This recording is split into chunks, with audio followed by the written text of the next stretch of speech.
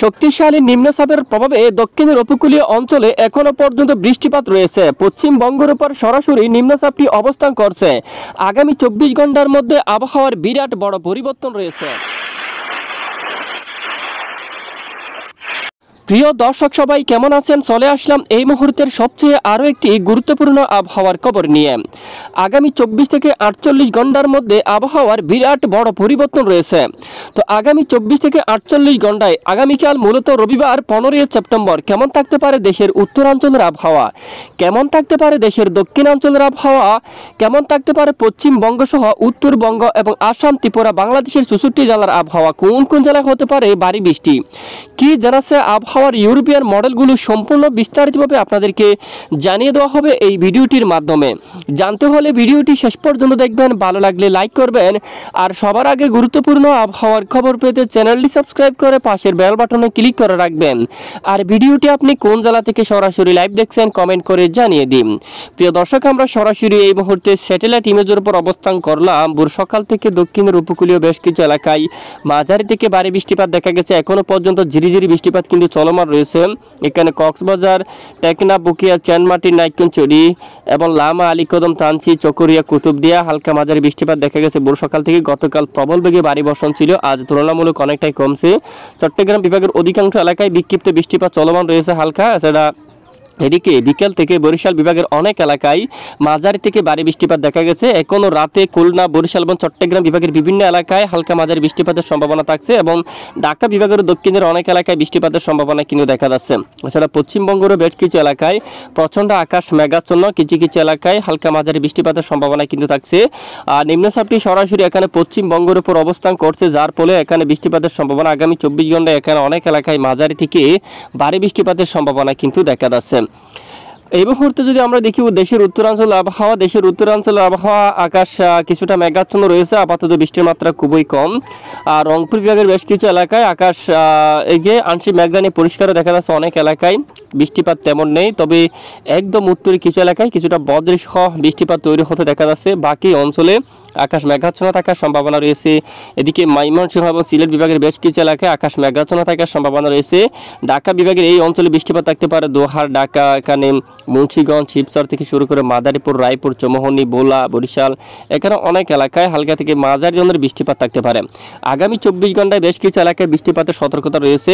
তো এই মুহূর্তে দেখুন বঙ্গোপসাগরে দেখুন এখানে ব্যাপক কিন্তু মেঘ রয়েছে এবং সমুদ্র এখনো পর্যন্ত উত্তাল রয়েছে। বাংলাদেশ আবহাওয়া অধিদপ্তর থেকে সকল সমুদ্র বন্দরের জন্য 3 নম্বর সতর্ক সংকেত কিন্তু বহাল রেখেছে।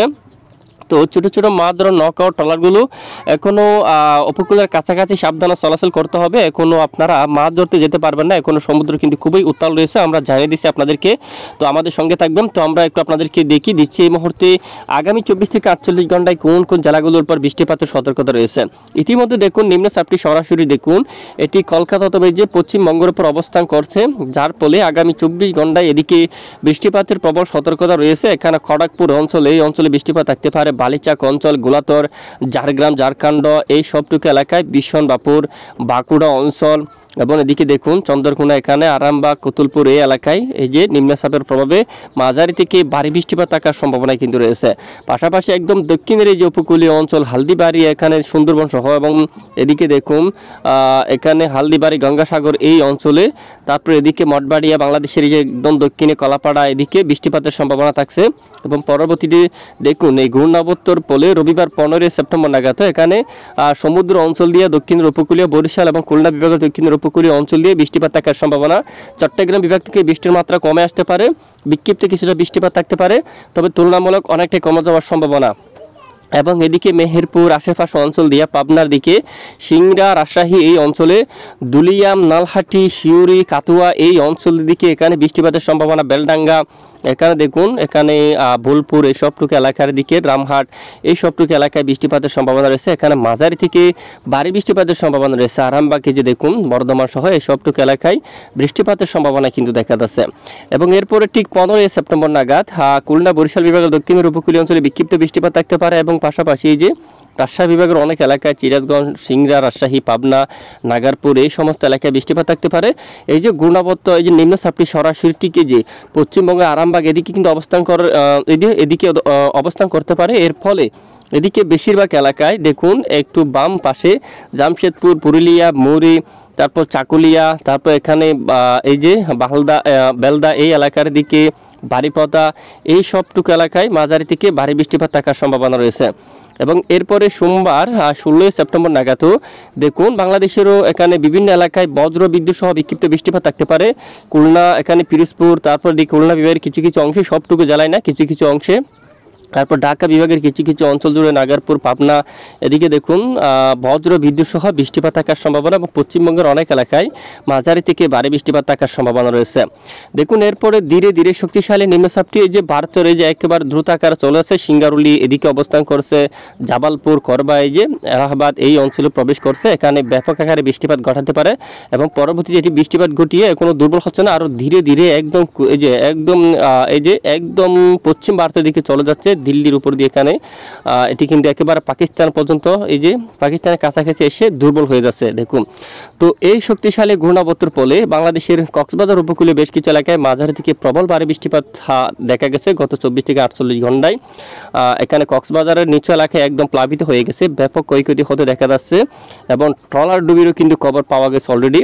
তো দেখুন, তো এবার আমরা একটু দেখব বঙ্গোপসাগরের পরিস্থিতি কেমন থাকতে পারে। একটু আমরা যাচ্ছি, বঙ্গোপসাগর এখনও উত্তাল রয়েছে, এই নিম্নচাপটির প্রভাবে এখনও সমুদ্র অঞ্চল উত্তাল রয়েছে, দমকা ঝড়ো বাতাস কিন্তু থাকছে। এখানে প্রায় দেখুন হালদিবাড়ির দিকে, এদিকে গঙ্গাসাগর থেকে ঘন্টায় 71 কিলোমিটার বেগে দমকা ঝড়ো বাতাস কিন্তু বয়ে যাচ্ছে। এছাড়া এই যে এখানে সমুদ্রের দিকে বিশেষ করে 60 কিলোমিটার দমকা ঝড়ো বাতাস কিন্তু রয়েছে এবং সন্দ্বীপ, হাতিয়া এই অঞ্চলে এখন দমকা বাতাস রয়েছে। হাতিয়া এবং এখানে সবটুকু এলাকায় প্রচণ্ড দমকা ঝড়ো বাতাস কিন্তু রয়েছে এবং আগামীকাল রবিবার 15 সেপ্টেম্বর নাগাদও বেশ কিছু এলাকায় দমকা ঝড়ো বাতাস থাকবে। বিশেষ করে এদিকে যদি দেখি কলাপাড়া অঞ্চল থেকে শুরু করে মঠবাড়িয়া, পিরোজপুর, তারপর বরিশাল, মতিরহাট, লালমোহন, সন্দ্বীপ, হাতিয়া অঞ্চল, ফরিদপুর, সেনবাগ, ফরিদগঞ্জ, এখানে মাদারীপুর, ফরিদপুর, এখানে অনেক এলাকায় দমকা ঝড়ো বাতাস কিন্তু অব্যাহত থাকার সম্ভাবনা রয়েছে। সোমবার 16 সেপ্টেম্বর থেকে ধীরে ধীরে কমে আসতে পারে এবং মঙ্গলবার 17 সেপ্টেম্বর থেকে একদম কমে যাওয়ার সম্ভাবনা, দমকা ঝড়ো বাতাস একদম কমে যাওয়ার সম্ভাবনা এবং সতর্ক সংকেত কিন্তু তুলে নেওয়া হবে।